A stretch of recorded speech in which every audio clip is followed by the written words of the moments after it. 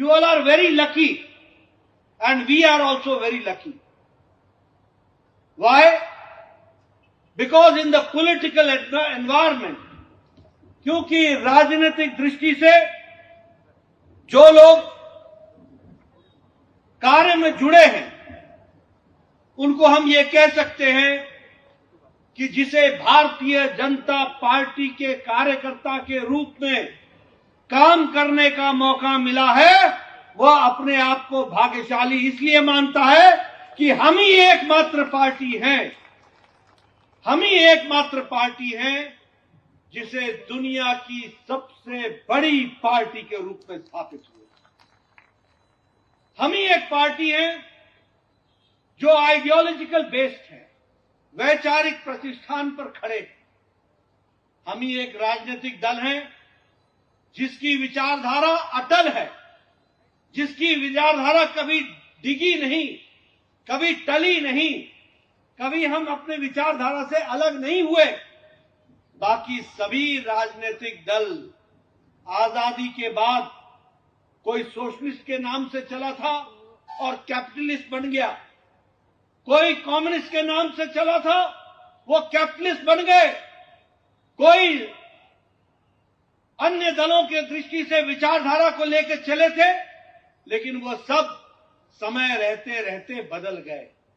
पर एक भारतीय जनता पार्टी है जिसने जनसंघ के रूप में अगर 1951 और 52 में कहा था कि एक देश में दो निशान, दो विधान, दो प्रधान नहीं रहेंगे, तो हमने 2020 में 370 धारा को धाराशाही कर दिया। ये हमारी ताकत है।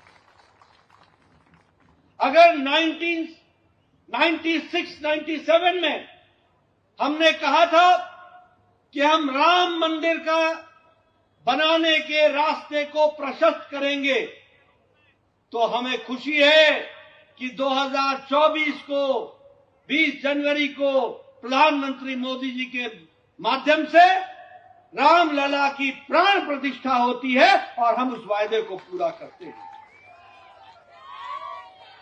हमने कहा था कि हम एकात्म मानववाद के प्रहरी हैं।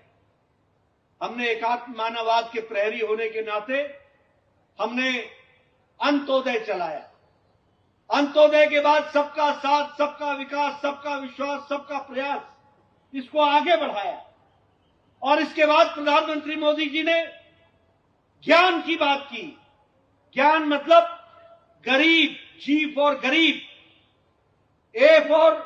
वाई फॉर युवा, ए फॉर अन्नदाता और एन फॉर नारी शक्ति।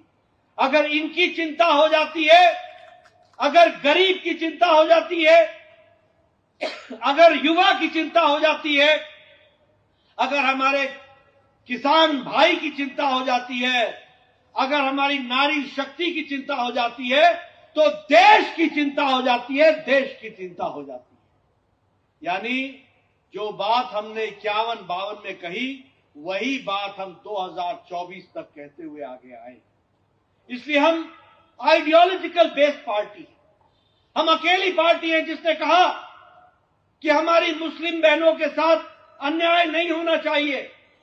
किसी कांग्रेस के पार्टी में कोई ताकत नहीं थी कि वो तुष्टीकरण की नीति से बाहर निकल जाए। ये प्रधानमंत्री मोदी थे जिन्होंने मुस्लिम बहनों को ट्रिपल तलाक, 3 तलाक से आजादी दिलाई और उनको भी मुक्त किया। इस तरीके की हम बात करते हैं।